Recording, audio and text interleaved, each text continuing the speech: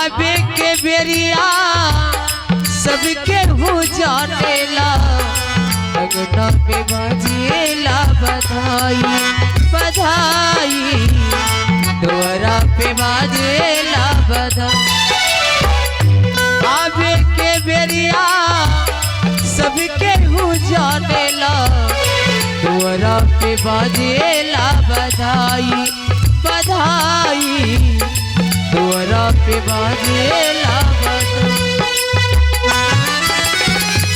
जाए के बेरिया केहू न जानेला जाए के बेरिया केहू न जानेला हे भगवान आने के वक्त तो सभी जानते हैं कि उसके घर में बाबू है। आबे के बेरिया सबके हो जानेला द्वारा पे बाजेला बधाई बधाई द्वारा पे बाजेला जाए के बेरिया केहू न जानेला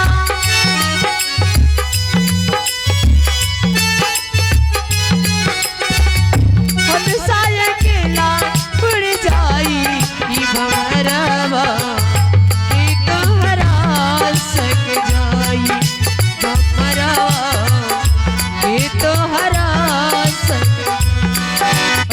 सुनो इधर, ये तुम्हारा पति का सर है, खाली धर कहाँ है? कोई लाश आएगा तो हम उसी के साथ तुम्हारे पति को अंतिम संस्कार कर देंगे। बाबूजी मेरा घर जादवपुर शहर हुआ। अरे घर से अब मेरा क्या मतलब है? तुम्हारा पति का सर खाली है, धर नहीं है। ये लो, ये जो हम मुझे सर दे दो, मैं कोई लाश आएगा उसी के साथ जला दूंगा। ठीक है बाबूजी मैं दे।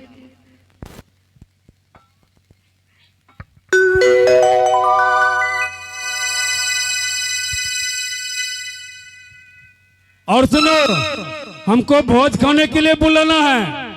बाबूजी भोज खाने की क्या बातें करती, जब मेरा कोई सहारा ही नहीं रहा तो भोज कहाँ से खिलाऊंगी? तब नहीं भोज खिलाएगा। ठीक है, मैं चलता हूँ।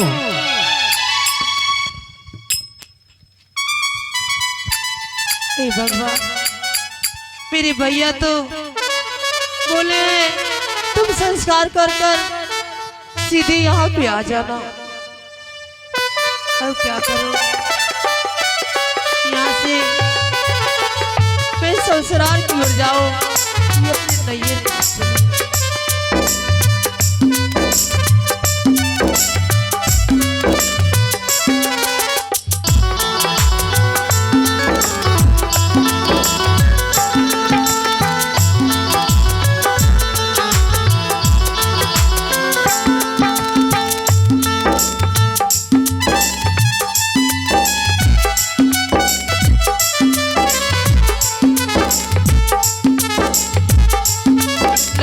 भैया मैंने कहा मैं अपने ससुराल की ओर जा रही हूँ।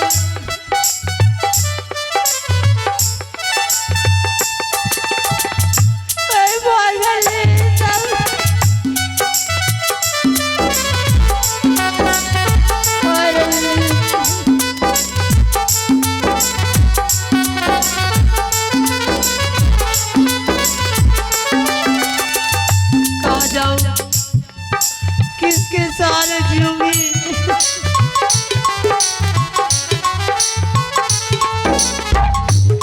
भागली तब करली बहिनिया अपन सस के रैया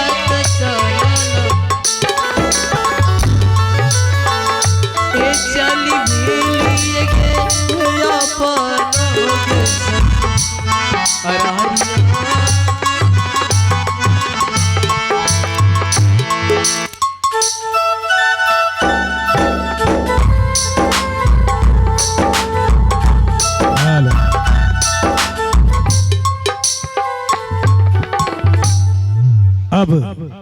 साज और आवाज और इस दृश्य पर लगाते हैं ब्रेक और आप सभी को ले चलता हो रिकॉर्डिंग डांस की दुनिया में चित्रहर सदाबहार गीत की और इस मंच पर मैं प्यारी सी तगड़ा को आवाज देना चाहूंगा वैस मोनिका साहिबा को, जो कि शानदार चित्रहर सदाबहार गीत लेकर तैयार है